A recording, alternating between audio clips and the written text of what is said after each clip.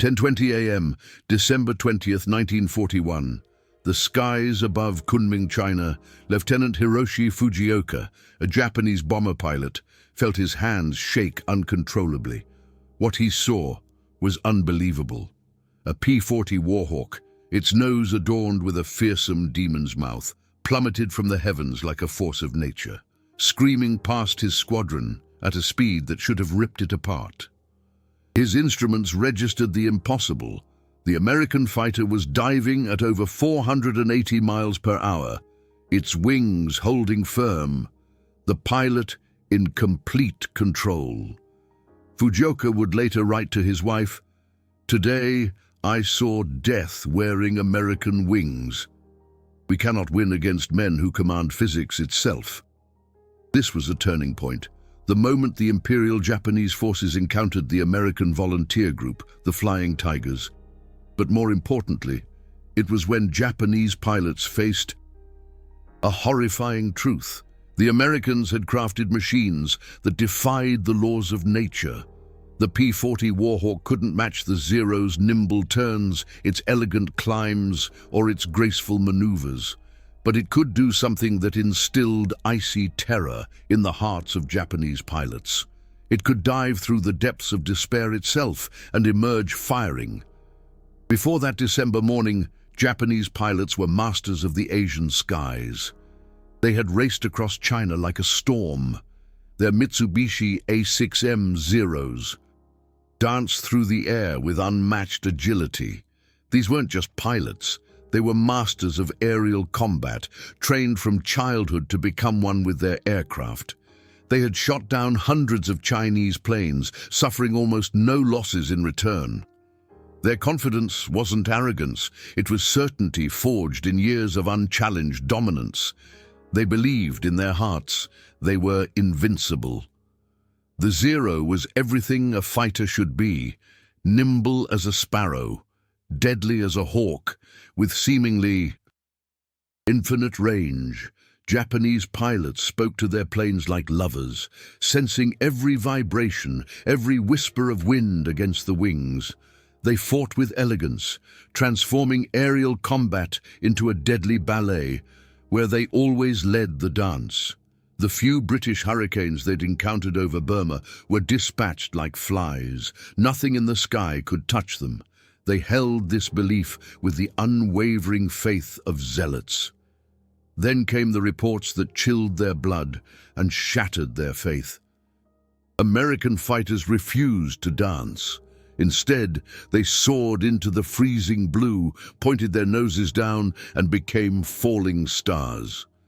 They plummeted through Japanese formations at impossible speeds, unleashing short, devastating bursts before climbing away like rockets. But what truly terrified the Japanese pilots was this. These P-40s dove at angles that should have torn any aircraft apart. Every Japanese pilot knew the dangers of diving. Too steep, too fast, and the wings would flutter. Then fold, then fail. It was physics. It was inevitable. It was the law. But the Americans ignored the law. Lieutenant Commander Tadashi Nakajima encountered the Flying Tigers just 3 days later over Rangoon. His hands still trembled as he wrote his report. The enemy P-40 began its attack from 23,000 feet. I watched it point its nose straight down, like a man leaping from a cliff. We tried to follow. At 260 miles per hour, my Zero began shaking violently. At 290, the controls locked. I had to level out or die, but the American kept falling, faster and faster. My observer claimed he reached 470 miles per hour before pulling out. This is not possible, yet I saw it with my own eyes. Are they men or demons? What the Japanese didn't understand, what they couldn't understand, was that the P-40 Warhawk was built by Americans who didn't believe in limits. While the Zero was poetry in aluminum, weighing barely 5,200 pounds fully loaded, the P-40 was an aerial behemoth at 8,840 pounds. That weight which made it sluggish in level flight, transformed it into something terrifying in a dive. The massive Allison V1710 engine in the nose, that beautiful 1150 horsepower powerhouse they called the Anvil, pulled the aircraft down with the inevitability of gravity itself. Claire Chanot, the genius who commanded the Flying Tigers, understood this instantly. This former Texas farm boy turned tactical revolutionary had studied the Japanese for years. He knew their strengths, their pride, their fatal weakness. They believed in the art of combat. Chanot believed in the science of killing. His orders were simple and brutal. Never turn with a zero. Never try to outclimb one. Always attack from above with overwhelming speed. Hit them before they even know you exist. Run before they can respond. Make them fear. The sky itself. The training was relentless and specific. American pilots, many of them from heartland towns, learned to trust their machines beyond reason. They'd climb to 26,000 feet, where the air was so thin they gasped even with oxygen masks, then point their noses down and let gravity and American engineering take over. The first time was terrifying. The second time was exhilarating. By the 10th time, it was a matter of faith. On January 3rd, 1942, flying Tiger pilot Robert Duke Hedman, a 23-year-old, changed the war with a single dive. His mother would receive his letter 3 months later. "Mom, today I fell from heaven and lived." Started at 26,000 feet, pushed the stick forward, and dropped like God's own judgment. The airspeed indicator went past 500. The Japanese fighters below looked like toys. They tried to scatter, but I was moving too fast for human reaction. Got 2 bombers and a fighter in. On pass, when I pulled out at 8,000 feet, my vision went grey from the G-forces, but the P-40 held together. The Japanese pilots I could see through my canopy weren't shooting. They were staring. Some had their mouths open in shock. Japanese pilot testimonies from this period reveal something beyond military defeat. They reveal psychological destruction. Lieutenant Yasuhiko Kuroe, a 6-year veteran with 11 confirmed kills, wrote in his diary, January 15th, 19 died. Imp-42, I have seen hell and it wears American wings. They fall upon us like hawks, but hawks that defy nature. When we try to follow their dives, our planes scream in protest, controls lock, wings threaten to tear away. We must level out or die. But the Americans keep falling, faster, always faster. How do they survive? What deal have they made with the devil? I am no longer sure we are fighting men. Perhaps we fight demons. The technical marvel that created this terror was quintessentially American, excessively robust design to the point of absurdity. The P-40's wing wasn't elegant. It used a thick NACA 2215 airfoil that created drag, but remained rock solid at speeds where thinner wings would flutter and fail. The wing spars were massive I-beams that could support 12 G loads, twice what any pilot could survive. Every component was tested to destruction, then built 50% stronger than the failure point. It was wasteful, excessive, and absolutely brilliant. The control system, even more impressive, while Japanese Zeros relied on simple cable controls. Controls that would stretch and become mushy at high speeds. The P-40 boasted pre-tensioned cables with automatic adjustment mechanisms. The control surfaces were fabric-covered. Yes, but this fabric was treated with multiple layers of dope, keeping it drum-tight even at 500 miles per hour. The elevator trim tabs were geared at an incredible 30.1 ratio, meaning tiny adjustments could overcome massive aerodynamic forces. But perhaps most impressive was the psychological engineering. The P-40 was designed to make pilots feel invincible. The cockpit was spacious by fighter standards. The armor plating behind the pilot, thick enough to stop 20mm cannon rounds. The engine mounting was so robust that pilots reported flying home with half their engine cylinders shot away.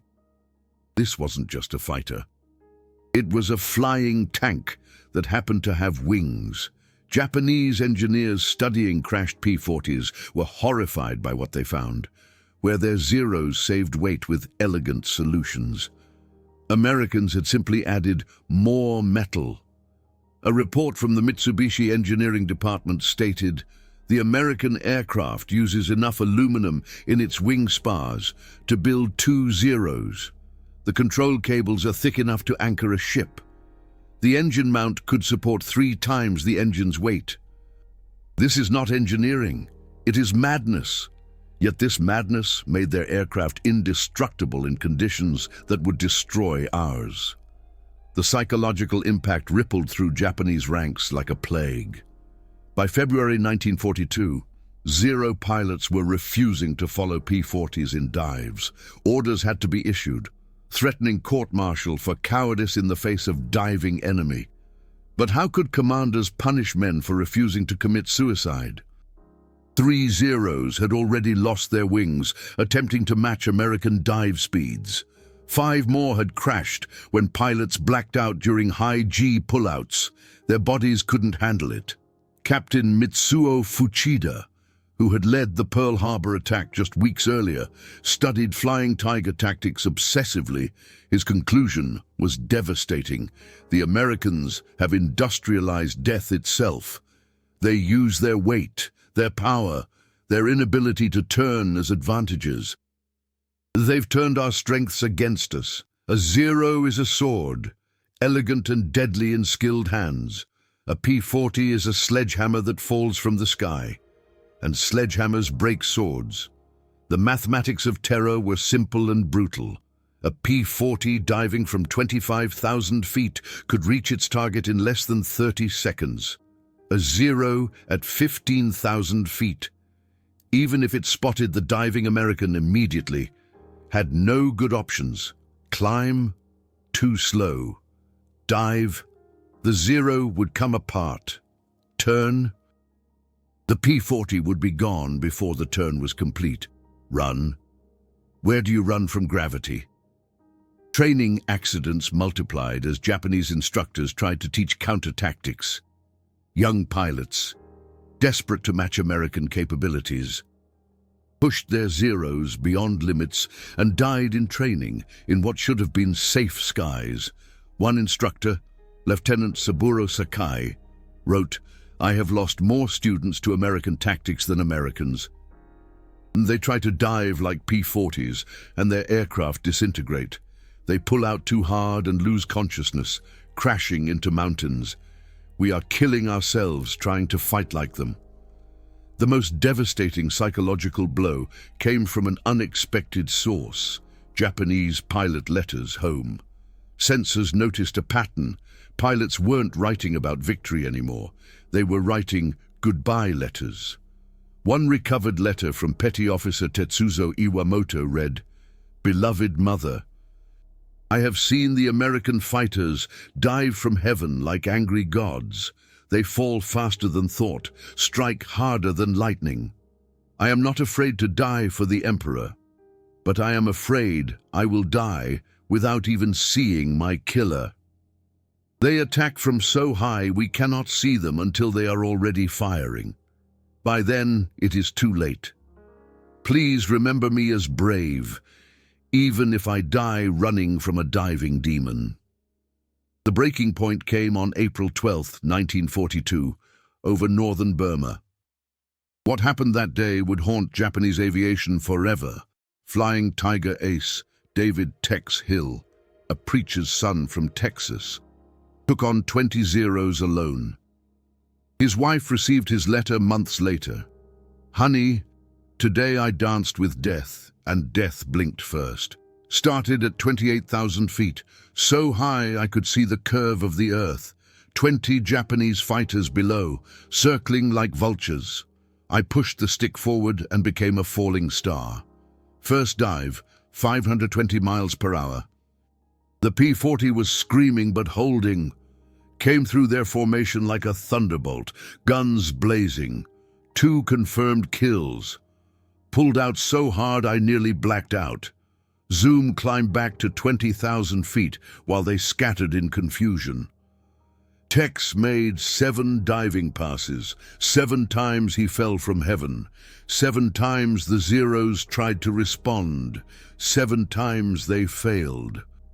Japanese squadron leader Lieutenant Takeo Tanemizu watched this aerial execution and later wrote, "One American fought 20 of our best pilots and made us look like children. He turned altitude into death, physics into a weapon.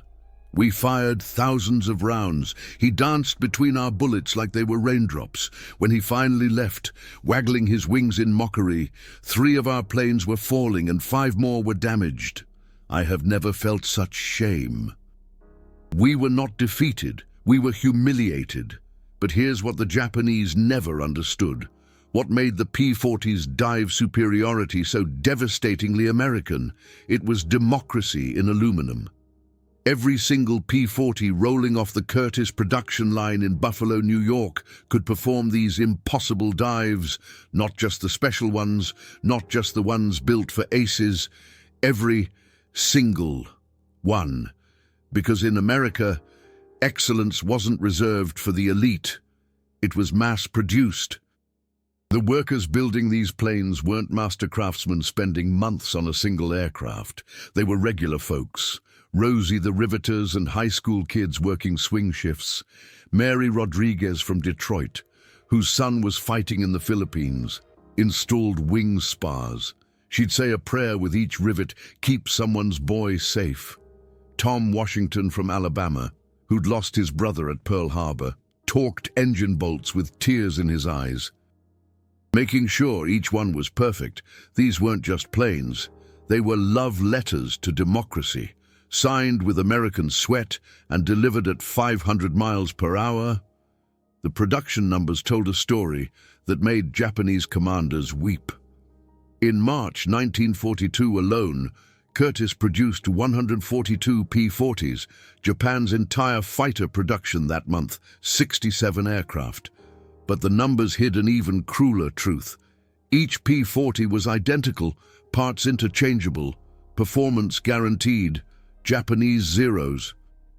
Hand-fitted and individually tuned, each flew slightly differently. Some could dive to 350 mph safely. Others came apart at 320, Russian roulette with wings. The fuel system revealed another American advantage. That seemed almost unfair. P-40s used special baffles and pressure systems that prevented fuel starvation during negative G pushover maneuvers. Japanese pilots pushing into steep dives would experience engine cuts as their gravity-fed carburetors choked. Those 2 seconds of engine stutter, of momentum lost, meant the difference between escape and death. American engines never stuttered. They roared all the way down. By May 1942, the kill ratio was becoming a Japanese nightmare. Flying Tigers claimed 297 Japanese aircraft destroyed, against 16 P-40s lost in aerial combat. Even accounting for overclaiming, Japanese records admitted to losing 115 aircraft to the AVG, while destroying only 12 P-40s in the air. Most Japanese losses came from those diving attacks, death falling from above at speeds that turned reaction time into a cruel joke. The technological humiliation went deeper. When Japanese engineers captured an intact P-40E in Java, they discovered secrets that made them question everything.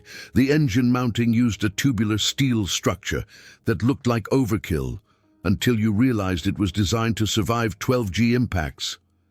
The control cables were pre-stretched and treated with a special compound that prevented elongation under load.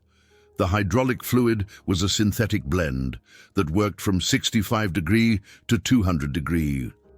Every component whispered the same message. We planned for war, while you planned for glory. Wing Commander Minoru Genda, architect of the Pearl Harbor attack, studied Flying Tiger tactics with growing despair. His final report to Imperial Navy headquarters was almost poetry. The Americans have turned the sky into a factory floor. They produce death with the efficiency of an assembly line. Our pilots are artists, each unique, irreplaceable. Theirs are products, interchangeable, infinite. We fight with spirit.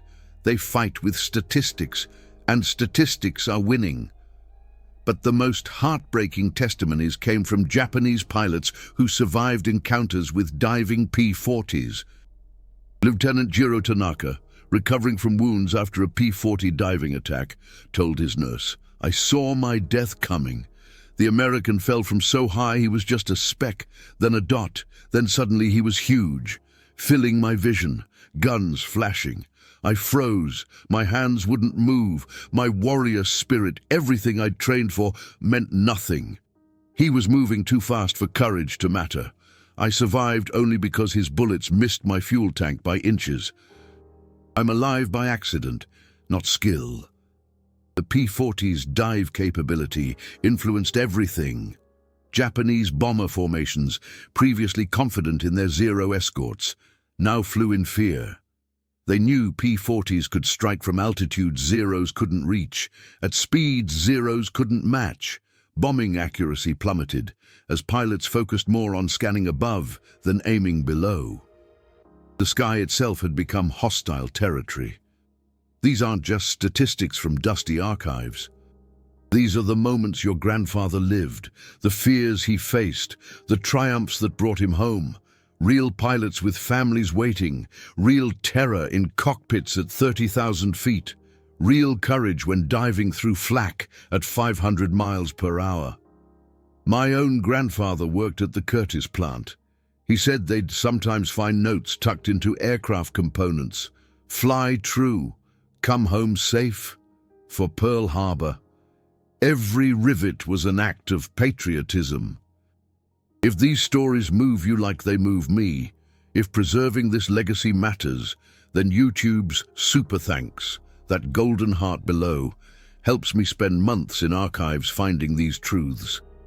Each super thanks means another veteran story rescued from obscurity, another classified document brought to light, another piece of your heritage preserved forever.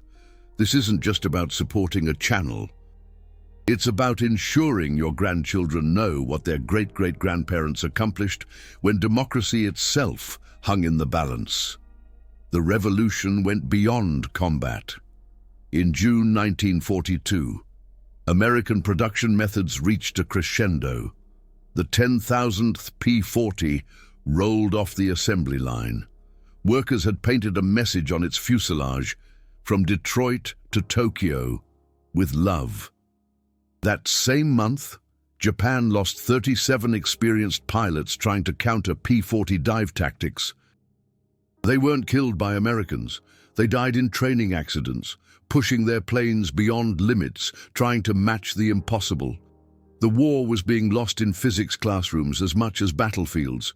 Weather amplified American advantages. Monsoon season in Burma created violent updrafts and downdrafts that could tear lightweight aircraft apart. P-40s, built like flying bridges, powered through turbulence that grounded Zeros.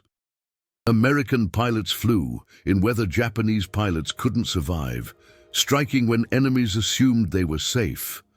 Nature itself seemed to favor American engineering. The maintenance reality was equally decisive. A P-40 crew chief with basic tools could replace damaged dive brakes in 20 minutes. A Zero with structural damage from excessive dive speed required weeks in depot-level repair. This meant American squadrons maintained 80% availability, while Japanese units watched their operational strength dwindle to nothing. The human cost hidden in these technical details breaks your heart. Young Japanese pilots, many still teenagers, wrote final letters before missions, knowing they'd face diving demons they couldn't fight. One letter, found on a dead pilot in New Guinea, read, "Mother, I go to face the falling Americans. They say I am brave, but I am terrified. How do you fight gravity?" How do you shoot at something moving faster than thought? Pray that I die with honor, even if I die running. Veterans from both sides met decades later at reunions. Former Zero pilot Saburo Sakai shook hands with Flying Tiger veteran R.T. Smith and said, "You didn't defeat us because you were better pilots. You defeated us because your entire nation was your weapon. Every factory worker, every engineer, every taxpayer. The P-40 wasn't a plane. It was American democracy with wings. We never had a chance." Post-war analysis revealed the true scope of American industrial superiority. The P-40 program employed 45,000 workers across 17 states. Component suppliers ranged from steel mills in Pittsburgh to electronics firms in Chicago. The economic ecosystem that created each P-40 was larger than Japan's entire aviation industry. This wasn't just military victory. It was industrial annihilation. The legacy echoes today. Modern fighter aircraft incorporate lessons learned when P-40s first dove through Japanese formations. Over-engineering for survival, redundant systems, pilot protection prioritized over performance. The philosophy that brought your grandfather home safe: build it strong, dive it hard, trust American steel. What part of this story hit you hardest? The Japanese pilot writing to his mother? The American factory worker praying over rivets? My inbox overflows with incredible family stories every week. One viewer unearthed his grandfather's P-40 flight log in a dusty attic, complete with detailed notes about diving through zero formations. Another discovered letters her grandmother wrote while building those very P-40 engines. Share your family's story below. Every comment adds a thread to the tapestry of American courage. Together, we're keeping this history alive. The most compelling testament came from Claire Chenot himself. He stated, and I quote, "We didn't defeat Japan because we had better pilots. We won because a kid from Iowa could climb into a plane built by a woman from Detroit, dive at speeds a Japanese engineer said were impossible, and come home to tell about it. The P-40 was undeniable proof that democracy works. Every dive was a vote for freedom, and freedom won." But let me tell you about the moments that never made it into official reports, the human moments that reveal the true cost of aerial supremacy. On May 15, 1942, Flying Tiger pilot John Petach from New Jersey was preparing for a mission when he found a letter tucked into his cockpit. A factory worker named Sarah from Buffalo had hidden it there. "To whoever flies this bird," it read, "my husband died at Pearl Harbor. Make them pay. Make them remember." Come home safe. Petach carried that letter on 17 missions, diving through Japanese formations. Sarah's grief transformed into vengeance at 500 miles per hour. The Japanese response revealed a culture in collapse. By June 1942, the Imperial Navy issued Order 39A, officially acknowledging that conventional tactics were useless against diving P-40s. The order read like an admission of defeat.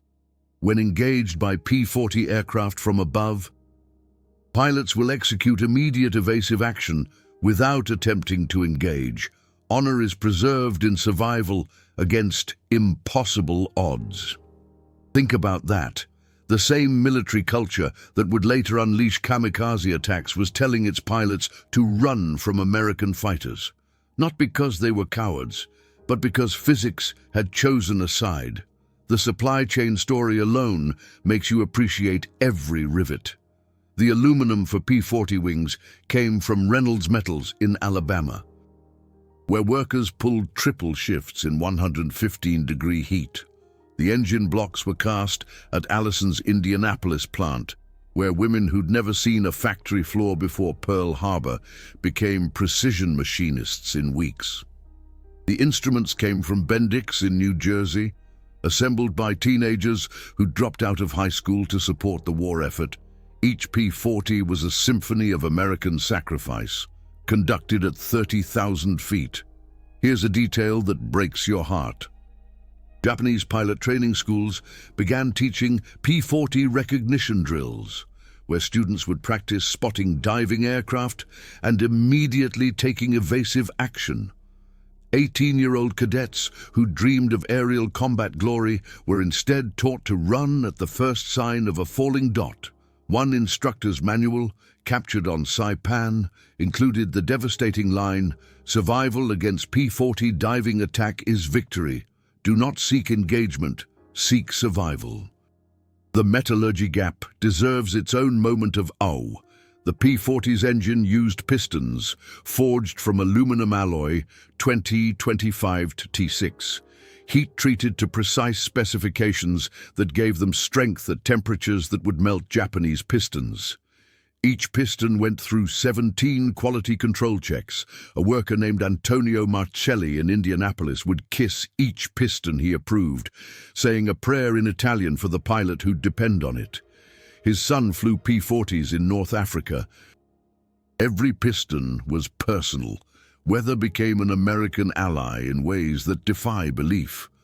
During the monsoon season of 1942, P-40s flew through storm cells that grounded every other aircraft in Southeast Asia. Their overbuilt structures could handle turbulence that would fold a zero like paper. Flying Tiger pilot Eric Schilling wrote to his mother, "We attack in weather that makes the Japanese think God himself is angry. They huddle in their airfields while we drop from storm clouds like avenging angels. The rain is our camouflage, the thunder our battle cry." The psychological warfare extended beyond combat. American pilots would deliberately perform victory rolls over Japanese airfields at 30,000 feet, too high for Zeros to reach, knowing enemy pilots were watching from below. It was a daily reminder of impotence, a sky-written message that said, "We own the heavens." Japanese morale reports from this period describe pilots suffering from altitude anxiety, becoming physically ill when looking up at clear skies.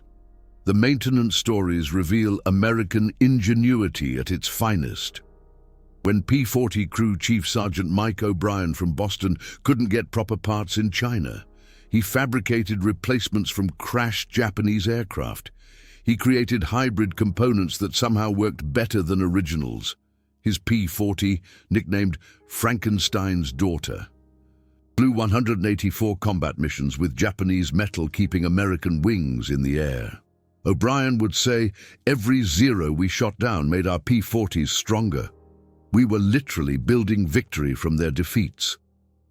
The training disparity became a generational tragedy for Japan. By late 1942, new Japanese pilots arrived at combat units with less than 100 hours flight time. American P-40 pilots arrived with 400 hours, including at least 50 hours practicing dive attacks. One captured Japanese training manual pleaded, "Do not attempt to match American diving tactics. Young pilots attempting these maneuvers have an 80% fatality rate in training." They were losing the war in flight schools, not just battlefields. The factory floor stories could fill volumes.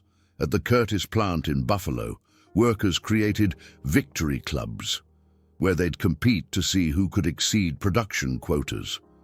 The record holder was a team of 6 women who assembled an entire P-40 wing in 3 hours and 17 minutes, half the standard time. They painted "This one's for Pearl" on the wing before shipping it. That wing ended up on a P-40 that shot down 7 Japanese aircraft over Burma. Intelligence failures compounded Japanese agony. They consistently underestimated P-40 production numbers by a factor of 3. A captured report from October 1942 estimated American monthly P-40 production at 50 aircraft. The reality was 165. This intelligence failure meant Japanese planners were always preparing for the last war, while Americans were already fighting the next one. The most emotional testimony comes from an unexpected source. In 1987, Former Zero pilot Kaname Harada met Flying Tiger veteran Charles Bond at a reunion in San Diego. Harada, through a translator, said, "For 45 years I have had nightmares about P-40s falling from the sky. I wake up sweating, still trying to escape your dive. You didn't just defeat us.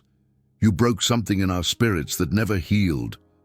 Bond, with tears in his eyes, responded, "We were just kids doing our jobs. I'm sorry it had to be that way." They embraced, two old men, finally free from the physics of war. The production philosophies represented competing worldviews.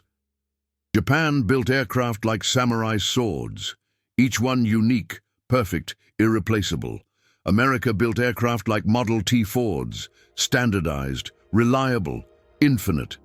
When a P-40 was shot down, another identical one appeared within days. When a Zero was lost, its unique characteristics died with it. Mass production wasn't just efficient. It was psychologically devastating to enemies who valued individuality. The home front connection made every P-40 personal. Workers would often hide messages in aircraft. "Give 'em hell," from Helena, Montana. Brooklyn remembers Pearl Harbor. This one's from the Williams family. 5 sons serving. Pilots finding these notes would write back to the addresses included, creating bonds between factory floors and flight lines. These weren't machines. They were messengers of American rage and resolve. The final production statistics stagger the imagination. By war's end, Curtiss produced 13,738 P-40 Warhawks. If you lined them up wingtip to wingtip, they'd stretch from Los Angeles to San Francisco, each one capable of that devastating dive, that physics-defying plunge that haunted Japanese pilots' dreams. Each one a testament to American industrial democracy. The lasting trauma appears in unexpected places. Post-war Japanese aviation completely abandoned lightweight fighter design, instead focusing on robust, excessively robust aircraft. The psychological scar of the P-40 shaped an entire industry. They learned that elegance without strength was death, that artistry without mass production was suicide. The P-40 didn't just win battles. It changed how a nation thought about technology. Modern aviation historians call the P-40 diving attacks the first systematic use of energy tactics in aerial warfare. But for the men who lived it, who fell from heaven at 500 miles per hour while Japanese pilots watched in helpless terror, it was simpler. It was proof that American workers, American engineers, and American pilots had created something that transcended traditional warfare. They'd weaponized gravity itself.